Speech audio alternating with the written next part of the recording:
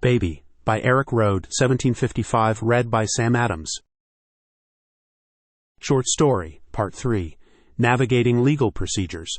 Now, let's delve into the unfolding scenario, examining the details. After the initial shock at the hospital, we were directed to a separate area to wait. At that point, I assumed the police would be involved because the bus driver had contacted them. The urgency arose from the fact that a woman who had been pushing a carriage was knocked down near a tree. An ambulance had been called, but we didn't stay to witness the entire process. We anticipated the arrival of the police, considering the circumstances and the bus driver's involvement. As we waited in one of the hospital's waiting areas, expecting the police to show up, time passed. Eventually, a nurse and an administrator approached us. It was a Friday night, and they informed us that the hospital would soon become very busy.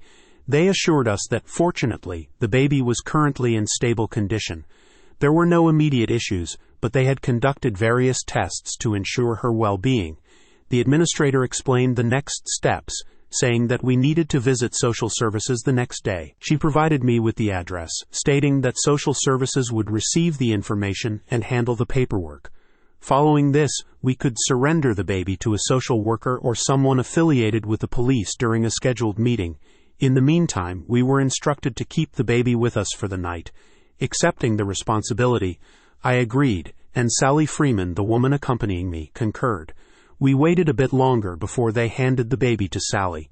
With the baby in our care, we left the hospital, prepared to navigate the complexities that lay ahead. Part 4. Unexpected Intrusion. After leaving the hospital, we headed to Sally's apartment, which fortunately wasn't too far away. During our journey, Sally mentioned that she was the oldest of 10 siblings, a mixture of brothers and sisters, offering some reassurance as she had experience taking care of babies. On the contrary, I admitted my cluelessness in handling such a situation. Upon arriving at her apartment, we realized the immediate need to gather essentials for the baby. We decided to make a trip to the market to purchase necessities like milk and other supplies. After acquiring what we needed, we bid each other good night. In Sally's apartment, I settled onto the couch, still feeling the weight of the unforeseen responsibility. The baby sat at the other end and I kept a watchful eye on her. Eventually, fatigue overtook us, and we drifted into sleep. I dimmed the lights and after a while turned them off, enveloping the room in darkness.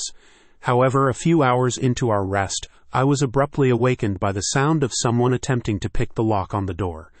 The door creaked open, revealing 2 intruders entering the apartment. Initially, they didn't notice me, giving me the opportunity to swiftly rise and disarm them. Employing a non-lethal technique, I subdued them and moved them aside, closing the door quietly to avoid any further commotion. As I returned to the couch, questions raced through my mind. Who were these unexpected visitors, and what was their intent? In accordance with the arrangement with Sally, my role was primarily to ensure the baby's comfort. If any extreme need arose, I was to knock on Sally's door. For now, my focus was on keeping the baby calm and attempting to decipher the mysterious intrusion. Baby, by Erik Røde, 1755, read by Sam Adams.